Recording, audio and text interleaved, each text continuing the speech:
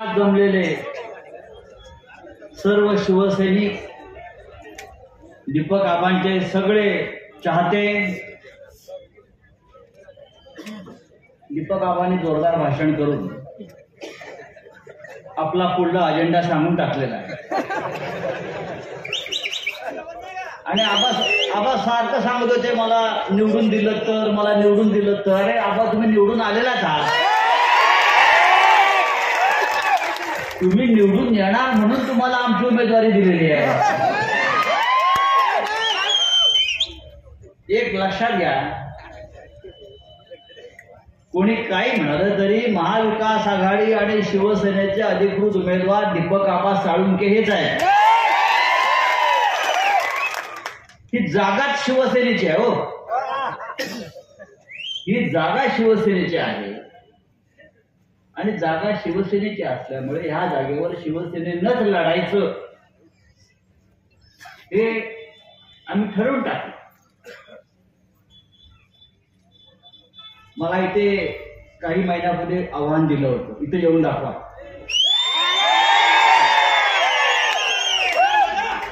असे बोल बच्चन आम्ही 50 वर्षात खूप पाहिलेले आहे. त्याला शिवसेना माहित नाही अजून. इथे उद्धव साहेब येऊन गेले परवा, आज मी आलेलो आहे, पण याला मात्र विधानसभेत मी येऊ देत नाही. विधानसभेत काय मनात आणलं तर मुंबईत पाय ठेवू येणार नाही.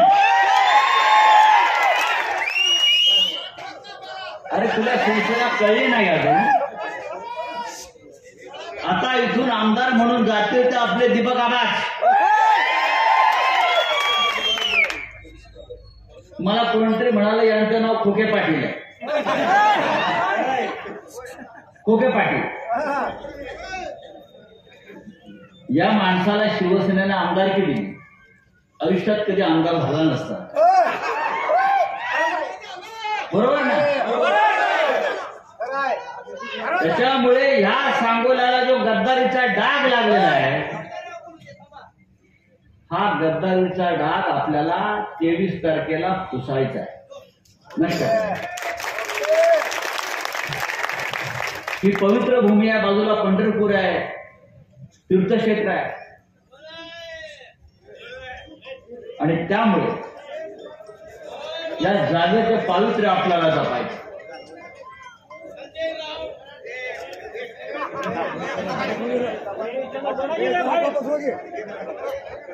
मित्रांनो, आज प्रचाराचा शेवटचा दिवस आहे. मला इथून अजून 4 सभांना पुढे जायचं आहे. संपूर्ण महाराष्ट्रामध्ये आम्ही फिरतो आहोत गेल्या 15 दिवसापासून. पण तुम्हाला मी खात्रीने सांगतो, या राज्यामध्ये महाविकास आघाडीचं सरकार येत आहे. कोणी थांबू शकत नाही. आणि आपले माननीय उद्धव ठाकरे साहेब या राज्याच्या नेतृत्वासाठी सज्ज आहेत. राज्याचं मुख्यमंत्री पद त्यांच्याकडे जात आहे.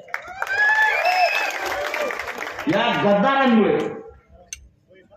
हे जे गद्दार आहेत 40, त्यातला एकही निवडून येत नाही. मी आत्ता सांगतो, या गद्दारांमुळे ज्या परिस्थितीत उद्धव साहेबांना मुख्यमंत्रीपद सोडावं लागलं,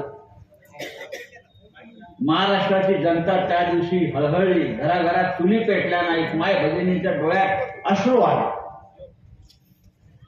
त्याच्यामुळे आपली जबाबदारी आहे की हे राज्य पुन्हा उद्धव ठाकरे साहेबांच्या हातामध्ये द्यायचं.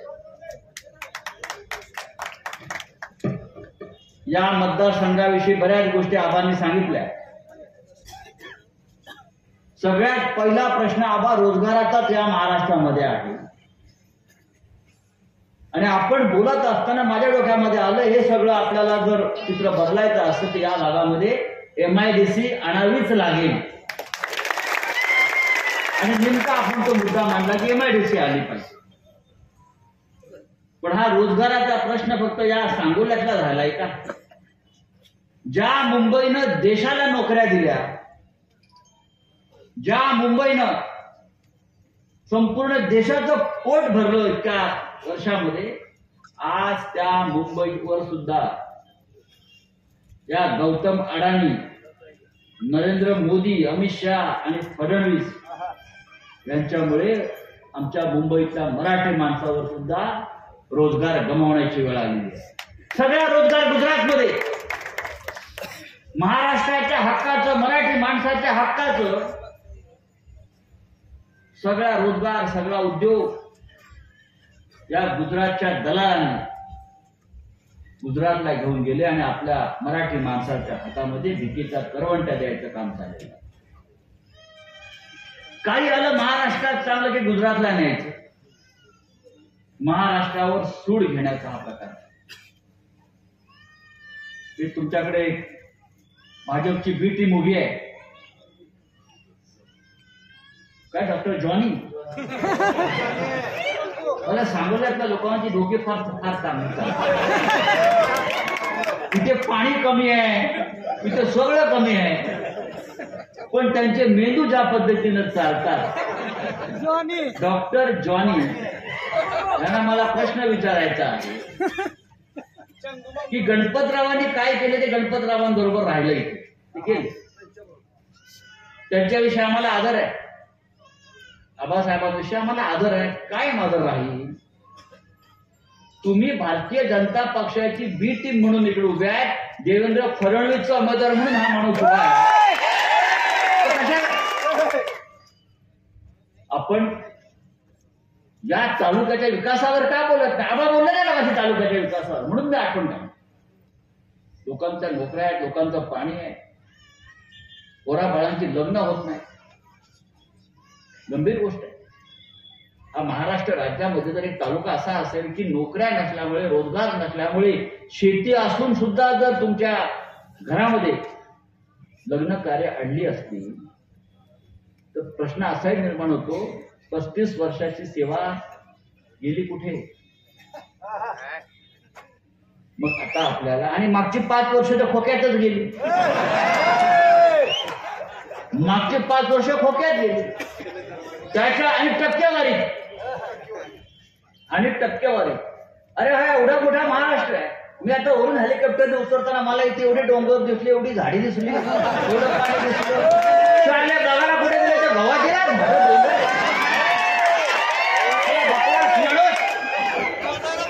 आमच्या महाराष्ट्रामध्ये एवढा निसर्गरम्य सह्याद्रीच्या कड्याकापार आहेत. सातपुडा पर्वत आहे. अख्खा सह्याद्री आम्हाला हिमालयाच्या मदतीला आमचा सह्याद्री जातो. आणि त्या आसाममध्ये गेले मासे, डोंगर, दऱ्या, काय झाडी पानं काय करवता झाडपानामध्ये बघावं लागेल. अरे आमचं महाराष्ट्र गीतामध्येच आहे, सुंदर देशा, राखड देशा, कणखर देशा, असा हा महाराष्ट्र आहे. तुम्हाला हा महाराष्ट्र दिसला नाही. आमची झाडं, डोंगर, ही आमची कणखर माणसं दिसली नाही. आणि तिथे 50-50 खोके घ्यायला तुम्ही गवाती, सुरत, गोवा,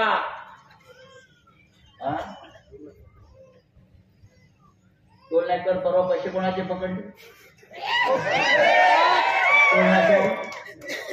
हा सगळा टोल त्याला इकडे द्यावा लागेल जनतेला. लक्षात घ्या, वसूल करायचा आपल्याला.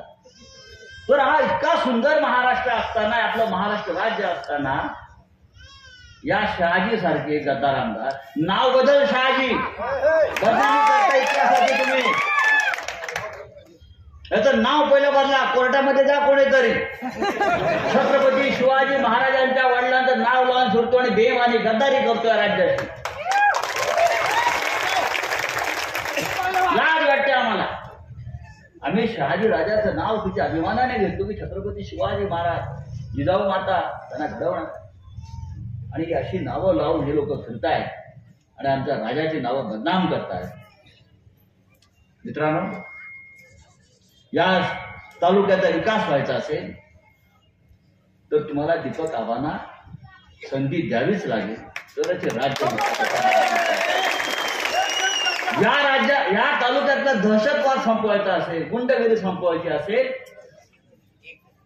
खोटे गुन्हे, बरं खोटा गुन्हा माझ्यावर पण केलाय, ईडीने मला पकडून नेलं होतं, पण खोटे गुन्हा आमच्या संभाजी बसलाय शिंदे. 3, 4, 5 महिने घराबाहेर राहिला. किती महिने? 4 महिने घरात खोटे गुन्हे करून का आमचा पक्ष दाबला जात होता, आमचा शिवसैनिक दाबला जात होता. जेवढे तुम्ही खोटे गुन्हे दाखल करा तेवढे आम्ही उसळून बाहेर पडू आणि तुला गाडू. आणि 23 तारखेनंतर सत्ता आपली येते, लक्षात घ्या. व्याजने चक्रीवाढ व्याजानं सगळं वसूल करू शहाजी. हा, ही भाईगिरी आम्हाला नका सांगू, आमचा जन्म भाईगिरी झालेला आहे. अरे शिवसेनेचा जन्म रस्त्यावर झालाय, आमचा आता जन्मताच दगडी तलवारी होत्या, जन्मताच. आम्ही किती वेळा जेलमध्ये गेलो आम्हालाच आठवत नाही. आता आमच्या निवडणूक आल्या की आम्हाला ते सगळं शोधावं लागतात, आमच्यावरचे खटले काय काय ते बघा, जायला बघा. एखादं राहिला तर आमदारकी खासदारकी जायची, हे आम्हाला दादागिरी कोणाशी करताय. आता तुमच्या हातामध्ये सत्ता आहे, हा, तू मिंदे बसलाय तिकडे खुर्चीवर म्हणून 23 तारखेनंतर बघतो. आमच्या नादाला लागू नका.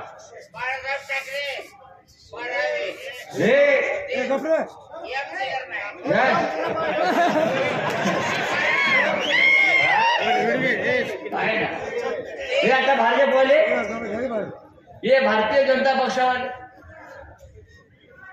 काय प्रचार आहे त्यांचा. आता विकासाचा मुद्दा नाही, काही नाही, काही नाही, काही नाही. तो योगी आदित्यनाथला इथे बोलवतात, तू बघवी लुंगी लावून इकडे येतो. मी त्याला म्हणालो भैया बाबाजी, त्याला बाबाजी म्हणतात, महाराष्ट्र की हवा बहुत तेज आहे, लुंगी उड जाएगी. आमच्या भगव्या लुंग्या लावून इथे फिरू नका, बटेंगे तो कटेंगे. तुझ्या आईला तू काय आम्हाला बटेंगे. महाराष्ट्र हा महाराष्ट्र असा बटेंगे कटेंगेच्या मागे जाणारा महाराष्ट्र नाहीये. आम्हाला एक राहिलो पाहिजे, नाहीतर हा महाराष्ट्र त्या गौतम अडाणीच्या घशात ते घालतील. त्या दृष्टीने आम्ही एक आहोत. आपल्याला फार जपून मतदान करावं लागेल संपूर्ण महाराष्ट्रात. तर आहे 23 तारखेला गुजरातमध्ये फटाके फुटायचे नसतील तर 20 तारखेला आपल्याला इथे शिवसेनेला मतदान करावं लागेल. नाहीतर गुजरातमध्ये फटाके फोडायचे असतील तर देवेंद्र फडणवीसला मतदान करा, या गद्दाराला मतदान करा. नाही, हे महाराष्ट्र राज्य आपल्याला गुजरात करायचं नाही. हा मराठ्यांचं राज्य आहे, मराठी माणसाचं राज्य आहे. आणि राज्य आपल्याला टिकवायचं असेल तर हा भगवा झेंडा जो आहे छत्रपती शिवरायांचा, बाळासाहेब ठाकरेंनी त्याला ते निर्माण करून दिले, जो आपला दीपक आबाने आपल्या खांद्यावर घेतलेला आहे. काय भारतीय जनता पक्षाचं काम. आणि या मिंदे शिंदे आम्हाला हिंदुत्व शिकवतात, साले आम्हाला हिंदुत्व शिकवतात. बाळासाहेब ठाकरेंच्या शिवसेनेला हिंदुत्व शिकवतात. त्याला तर अयोध्येच्या प्रकरणामध्ये आमच्यावर खटले आहेत, आम्ही जातो सीबीआयच्या कोर्टासमोर, आम्ही जातो. 10 वर्षाच्या खटल्यात मी सामोरे गेलो. एक है तो सेफ आहे म्हणतो मोदी, एक है तो सेफ आहे. अरे तू काय आम्हाला सेफ ठेवणार, तू स्वतः सेफ नाहीये. ही उद्याची निवडणूक झाल्यावर, या महाराष्ट्रात सत्ता परिवर्तन झाल्यावर नरेंद्र मोदी पुढल्या 3 महिन्यात दिल्लीतून हलतच नाही बघा. मग आम्ही दाखवतो महाराष्ट्र काय आहे. देवेंद्र फडणवीस नावाचा एक माणूस इकडे आहे, त्याचं डोकं तपासायला काय. हे महाशय, या महाराष्ट्राची निवडणूक आहे. काय म्हणतात परवा माहितीये का, महाराष्ट्रामध्ये आमचा विजय झाला तर आम्ही पाकिस्तानवर झेंडा फडकावायला जाऊ. अरे निवडणूक महाराष्ट्राची आहे बाबा, आधी नागपूरला तुझा झेंडा उतरतो तो बघ या वेळेला. काय झालं की भारत पाकिस्तान, हिंदू मुसलमान, दुसरा विषय यांच्याकडे नाही, विकासाचं बोलत नाही. मला मगाशी माहिती दिली, मुख्यमंत्री मनोहर जोशी असताना या तालुक्याच्या पिण्याच्या पाण्याचा प्रश्न मार्गी लावण्याचं काम टेंबू म्हैसाळ योजनेच्या माध्यमातून हे आपल्या शिवसेनेच्या सरकारने केलं होतं. 86 गावांना पिण्याचं पाणी 1995 साली बाळासाहेबांच्या सूचनेनुसार मुख्यमंत्री मनोहर जोशींमुळे हे पाणी आलेलं आहे आणि हे काम पुढे नेण्याचं काम, अधिक पुढे नेण्याचं काम यापुढे आपले आमदार होणारे दीपक आबा सावंत करतील. आणि रांगडा गडी आहे, ताकदीचा गडी आहे आणि शिवसेनेमध्ये शोभणारा मर्द मावळा आहे. आधी शिवसेनेमध्ये आले असते तर एवढ्याला आमदार झाले असते, मंत्री झाले असते, या अख्ख्या जिल्ह्याचं नेतृत्व यांच्याकडे आलं असतं, या राज्याचं नेतृत्व करण्याची क्षमता या माणसाकडे आहे. पण आता झालं ते झालं. बाबा आता आपण घेतलेला भगवा झेंडा आपल्या खांद्यावर कायम ठेवा आणि झेंडाही ठेवा आणि हातात दांडाही ठेवा. कधी कोणाला दांडा घालावा तर तोही आपल्याला. आमच्या बहिणी बसलेल्या आहेत, आम्हाला अलीकडेच कळलं त्या लाडक्या बहिणी आहेत. आम्ही भाऊबीजा करतो, आम्ही राखी बांधतो, आमच्या बहिणी सगळ्या आहेत. पण अचानक त्या 1500 रुपयात लाडक्या बहिणी झाल्या. त्या आमच्या बहिणी त्या 1500 रुपयाला विकल्या जाणार आहेत? लाच काढताय त्यांची तुम्ही. आम्ही ठरवलं द्यायचं असेल तर इज्जतीने आणि सन्मानानं द्या. आम्ही महालक्ष्मी योजना आणलेली आहे. परवा राहुल गांधी, शरद पवार साहेब आणि उद्धव ठाकरे यांच्या उपस्थितीमध्ये एक पंचसूत्री आम्ही जाहीर केली. महालक्ष्मी योजनेनुसार महिलांना थेट 3000 रुपये मिळणार आहे आणि महिलांना अख्ख्या राज्यामध्ये मोफत प्रवास, बस, एसटी जे काय आहे ते मोफत. अरे 1500 रुपये. लसूण झालाय 500 रुपये किलो, झालाय 100 रुपये किलो, ते सिलेंडर झाले मुंबईत 1400 आणि देत आहे 1500. अरे त्यापेक्षा आमच्या पोरांना नोकऱ्या द्या ना, रोजगार द्या ना. कशालाही 1500 रुपये पाहिजे? आमच्या शेतमालाला भाव द्या, सोयाबीनला भाव द्या, कापसाला भाव द्या, डाळिंबाला भाव द्या, हे सगळं द्या. मोदी म्हणाला होता ना इन्कम डबल करतो, डबल करा ना इन्कम. हे 1500 रुपयाची गरजच नाही, भिकेची गरज नाही तुमच्या. आम्ही दुसरी एक योजना आणलेली आहे. मग अशा आबाने बेरोजगारीचा उल्लेख केला, गंभीर आहे. पोरांची लग्न होत नाही, ही अत्यंत चिंतेची बाब. तुमच्या हाताला काम देण्याची जबाबदारी सरकारची आहे आणि जोपर्यंत तुम्हाला रोजगार मिळत नाही तोपर्यंत त्या तरुणाला आपण 4000 रुपये देणार आहोत. 4000 नोकरी मिळत नाही तोपर्यंत सरकार आपलं येणार सरकार 4000 रुपये देईल. तिसरा महत्वाचा विषय आपण शेतकऱ्यांचं कर्ज 3 लाखावर आपण माफ करणार आहोत.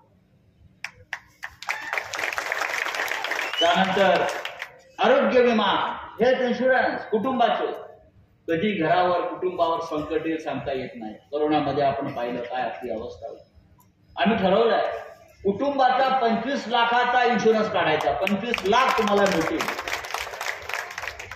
आणि असे अनेक विषय घेऊन आपण या महाराष्ट्रामध्ये नवीन सरकार स्थापन करू आणि राज्य कसं चालवलं जातं हे या निंद्यांना दाखवू, गद्दारांना दाखवू.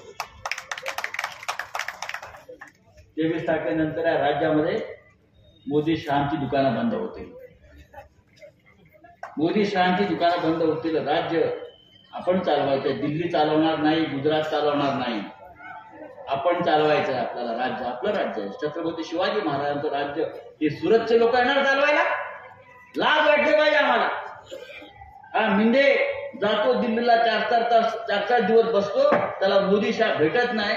त्या मोदी शहाच्या हिरवळीवर बसतो, गुन्ह्याला गावात लावून परत येतो. 4-4 दिवस बसतात लॉनवर. येताना फक्त गवत लागलेला असतं की लाभ बसून आलेला आहे. अरे दिल्ली आम्हाला माहिती आहे, 25 वर्ष आम्ही दिल्लीमध्ये आहोत. इंदिरा गांधी पासून आम्ही सगळे प्रधानमंत्री दिल्लीमध्ये पाहिले. हा या महाराष्ट्राचा स्वाभिमान, अभिमान या लोकांनी गहाण ठेवलेला आहे. म्हणून मी नेहमी सांगतो, या प्रचारात सांगतो, ही निवडणूक महाराष्ट्राच्या स्वाभिमानाची. दीपक आबा साळुंखे निवडणूक लढत नाहीये, महाराष्ट्र निवडणूक लढतोय. आपला महाराष्ट्र, आपल्याला महाराष्ट्राला विजयी करायचा. लक्षात घ्या, 288 मतदारसंघामध्ये महाराष्ट्र निवडणूक लढतोय आणि हा प्रत्येक उमेदवार महाराष्ट्र म्हणून आपल्याला त्याला मतदान करायचं आहे. तितकंच मी सांगतो आणि सांगोल्यातून दीपक आबांना विक्रमी मतानं आपण निवडून द्याल याची मला खात्री आहे. आम्ही दीपक आबाची 23 तारखेला संध्याकाळी मातोश्रीवर वाट पाहतोय. गुलाल घेऊन